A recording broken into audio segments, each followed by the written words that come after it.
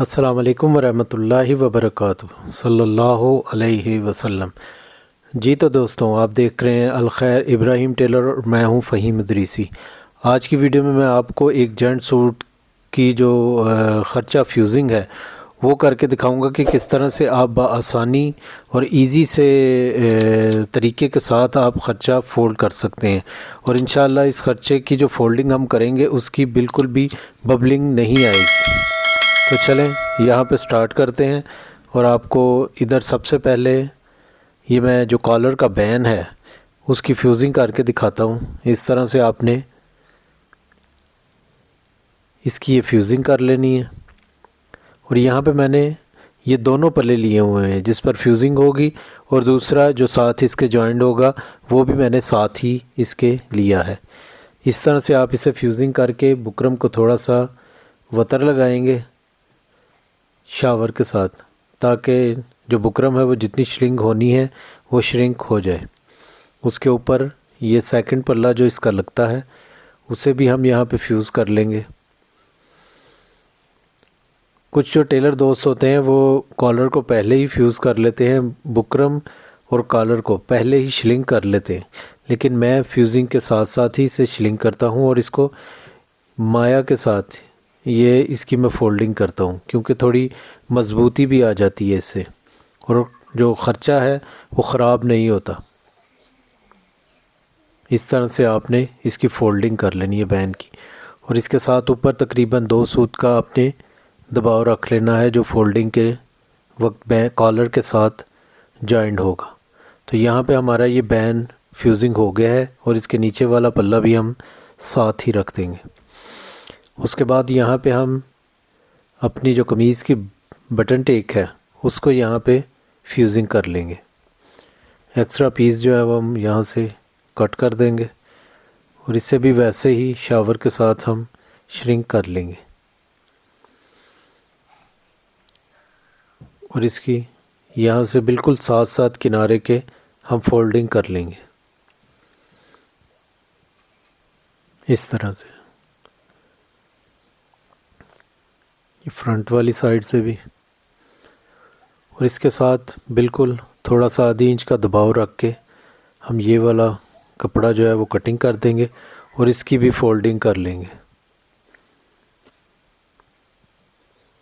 इस तरह से। इसको भी हम अच्छी तरह से अंदर फोल्ड करके इस ऊपर भी थोड़ा सी प्रेस लगा लेंगे। तो ये बटन टेक भी हमारी यहाँ पे हो गई। अब हम आते हैं अपनी चाक पट्टी की तरफ। तो कपड़े पे थोड़ी सी प्रेस लगाएंगे और इस चाक पट्टी को भी कटिंग कर लेंगे। मैं अक्सर जो चाक पट्टी लगाता हूँ वो दोनों ही नोक वाली होती हैं, चाक पट्टी भी और पट्टी भी। ये खूबसूरत लगती है।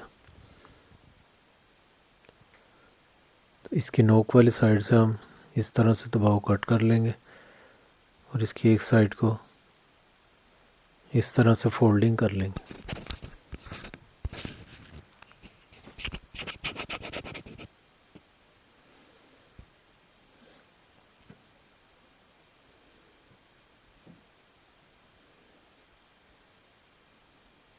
इसका भी वैसे ही दबाव थोड़ा सा रख के इसे हम साइड से फोल्ड कर लेंगे बिल्कुल किनारे के साथ साथ। और थोड़ा सा इसे किनारे से कोई आधा सूत आपने बाहर रखना है, ताकि जब इस पर सिलाई लगे तो सिलाई किनारे से उतरे नहीं और सफाई में आए। दोनों साइडों के चाक पट्टी के जो ठोके हैं वो हम यहाँ पे कटिंग करके, और जो नोक है उसकी हम यहाँ से प्रेस की मदद से फोल्डिंग कर देंगे इस तरह से। दूसरी साइड पे भी इसी तरह से हम इसकी ये नोक की फोल्डिंग कर देंगे और इसको हम सेंटर से इस तरह से दोनों बाजुओं के लिए कट कर लेंगे। तो अब हम आते हैं अपनी इस कमीज़ की जो फ्रंट पट्टी है उसकी तरफ। जैसे मैंने बताया कि नोक वाली जो है वो मैं पट्टी लगवाता हूँ ज़्यादातर। इस तरह से हम इसकी फोल्डिंग कर लेंगे।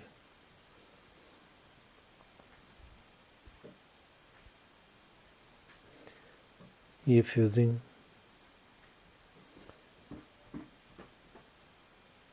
और वैसे ही इसका जो साइड का दबाव है वो फोल्ड कर लेंगे।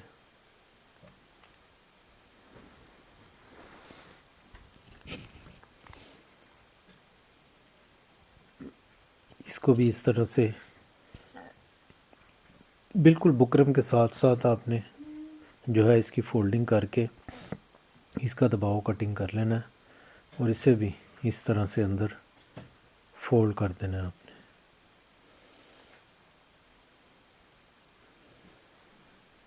इस तरह से अब हम इसका जो ये फ्रंट पट्टी का ठोका है ये तकरीबन 2 इंच का मैं कटिंग करता हूँ। इसको यहाँ से हम कट करके इसकी भी जो नोक है इसे भी हम इसे इस तरह से फोल्डिंग कर लेंगे बुकरम के बिल्कुल साथ साथ। अगर कोई एक्स्ट्रा कपड़ा है तो उसे हम कटिंग कर लेंगे ताकि फोल्डिंग जो है वो अच्छी हो जाए इस तरह से। तो यहाँ पे हमारी जो पट्टी है उसकी भी मुकम्मल हो गई प्रेस। अब हम आते हैं अपने कफ की तरफ और कफ भी आपको फ्यूजिंग करके बताता हूँ कि किस तरह से आप कफ की फ्यूजिंग कर सकते हैं।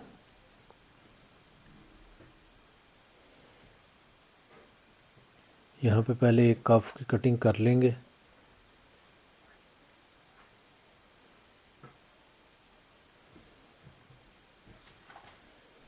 ये हमने दोनों कफ़ों का पीस लिया हुआ है। दूसरी साइड पे हम जो दूसरा कफ है उसकी कटिंग कर लेंगे। फ्यूजिंग वहाँ पे हम उसकी कर लेंगे। जिस तरह से एक साइड पे एक कफ की फ्यूजिंग की है उसी तरह से ये दूसरे कफ की भी फ्यूजिंग हो जाएगी। अब हम माया की मदद से इसकी फोल्डिंग कर देंगे। यहाँ पे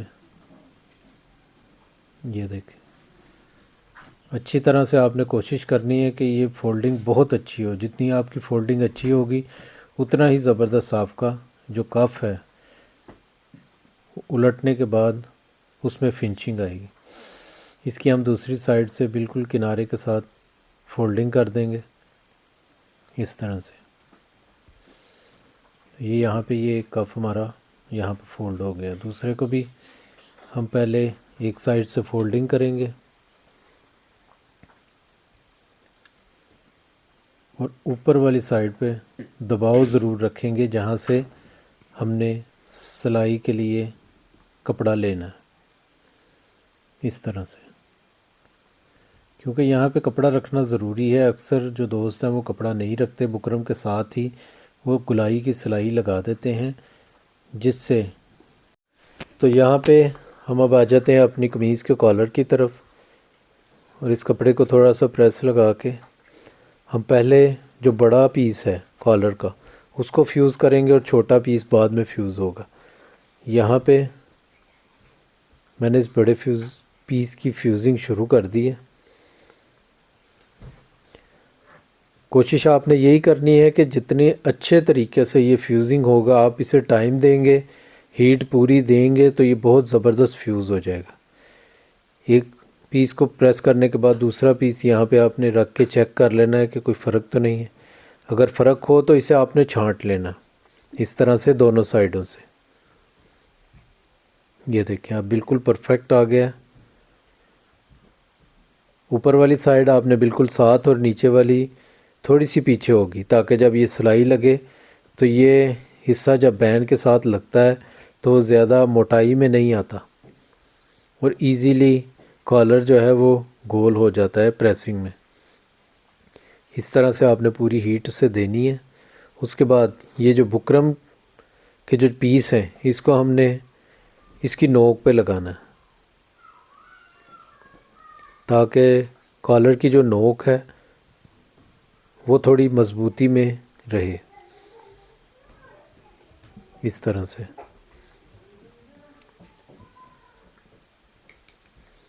थोड़ा सा हम इसे शावर की मदद से ये बत्तर लगा लेंगे ताकि अच्छी तरह से ये फ्यूजिंग हो जाए। इसके बाद अब ये जो चीज़ है, जो ये प्लास्टिक की बोन आती है, अक्सर आपने देखा है कि भाई इसे कॉलर के ऊपर बुकरम के ऊपर लगाते हैं, लेकिन मैं इसे इस तरह से साइड पे लगाता हूँ इस तरह से।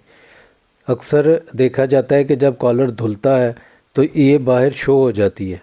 तो इसलिए मैं इसे बुकरम की बजाय इस तरह कपड़े पे लगाता हूँ। इंशाल्लाह एक वीडियो में आपको कॉलर की सिलाई लगा के भी दिखाएंगे कि किस तरह से हम इसे साइड पे लगा के उल्टाते कैसे हैं। और उससे ये होता है कि जो नोक है वो आपकी ऊपर की तरफ टर्न नहीं होगी।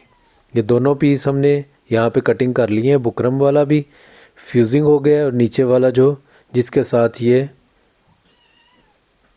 उल्टाया जाएगा वो भी पीस हमने यहाँ पे कट कर लिया और कॉलर की भी हमारी यहाँ पे फ्यूजिंग मुकम्मल हो गई है। तो ये एक पीस हमने लिया है, तकरीबन 2.5 इंच का पीस है। ये हमारी जो सलवार की पांचा पट्टी हैं उसके लिए। अब हम आते हैं अपनी कमीज़ की साइड पॉकेट की तरफ। तो साइड पॉकेट को तकरीबन 3.5 इंच चौड़ा, यहाँ पे हम चौड़ाई में 3.5 इंच का निशान लगाएंगे क्योंकि साइज़ थोड़ा नॉर्मल है, तो इसलिए 3.5 इंच और 20 इंच इसे लंबी हम कटिंग कर लेंगे। साइज़ के हिसाब से ही पॉकेट ज़्यादातर लगनी चाहिए और मैं भी इसी तरह करता हूँ क्योंकि आजकल मोबाइल थोड़े साइज़ में बड़े हैं, तो उस हिसाब से ज़रा पॉकेट भी साइड की बड़ी होनी चाहिए। यहाँ पे मैं ये पॉकेट का निशान लगा लूँगा। अब फ्रंट की तरफ आते हैं। फ्रंट की कटिंग जो हमारी पट्टी लगेगी उसके लिए हम तकरीबन 12 इंच यहाँ पे निशान लगा के सेंटर से पट्टी की कटिंग कर लेंगे इस तरह से। तो दोस्तों यहाँ पे हमारा जो ये खर्चे की फ्यूजिंग है वो मुकम्मल हो गई है। बड़े इजी और ज़बरदस्त तरीके के साथ आपको समझाने की कोशिश की है। ये कॉलर, ये कफ, हमारी फ्रंट की पट्टी, चाक पट्टी और बैन जो कॉलर का है वो। इंशाल्लाह बहुत जल्द एक नई वीडियो में मुलाकात होगी। खुश रहें, खुश लिबास दिखें। अस्सलाम वालेकुम व रहमतुल्लाहि व बरकातुहू।